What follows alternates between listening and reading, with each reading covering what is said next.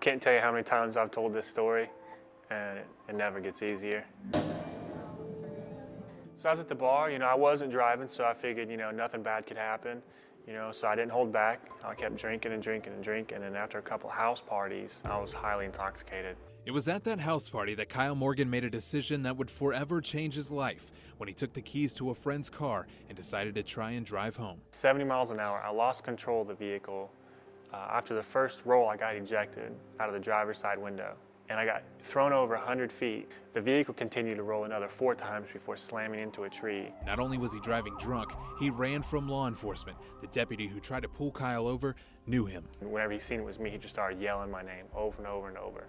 Kyle, Kyle, hang in there, man.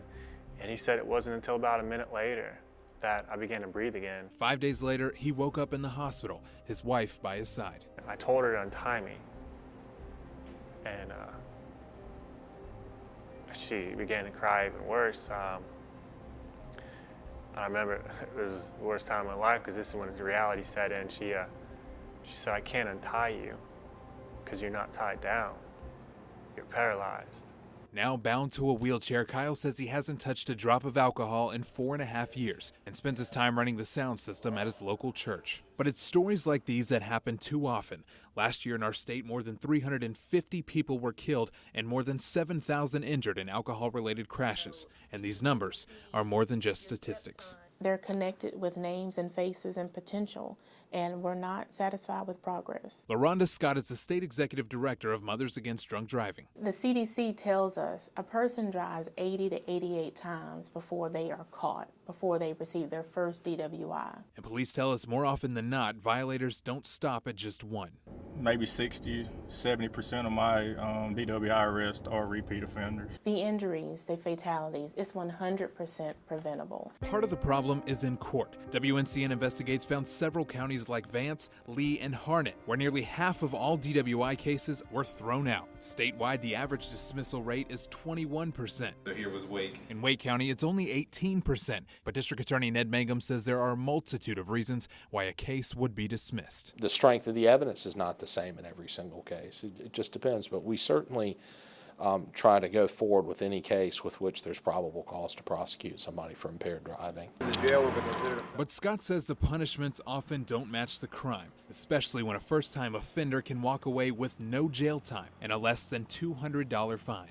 It is frustrating. Can you imagine a family that has had the loss of a loved one, and this person has previous DWIs that were either pled differently or the case was dismissed and it's treated as though this was their first. MAD says the solution is prevention, and at a company called Monitech in Raleigh, they're doing just that. Turn off ignition and take vehicle start test. It's a proven life-saving equipment. It's called Ignition Interlock that requires a breath test before you start your car. You'll have to blow into the device to start the vehicle. If you try to do it without it, it will not allow it. Vehicle start is not allowed.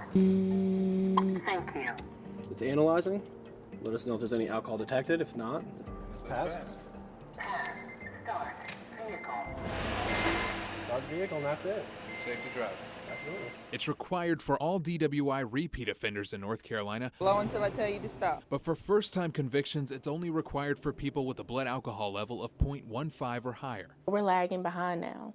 24 other states have put it in place, and we've seen the reduction in fatalities as much as 30 and 40%. One, preventing that person from driving at that time, but then also teaching them the habits of what's acceptable and what's not acceptable. Some people think it's a few beers, it's fine. And the reality is that's probably a .08, and you probably are having impaired driving at that time. It's a lesson Kyle learned the hard way. I have to live with the consequences of my actions daily. And when I say hard, hard's an understatement. Because daily life for me, I wake up, I open my eyes, and that's it. That's all I can do by myself. But he says he's thankful for every day he's alive and is now using his story to warn others. People try to outweigh the bad and the good with drinking and driving, but you never can. It's not worth to take that chance over and over and over again, because one of these times it's gonna happen. Jonathan Rodriguez, WNCN News.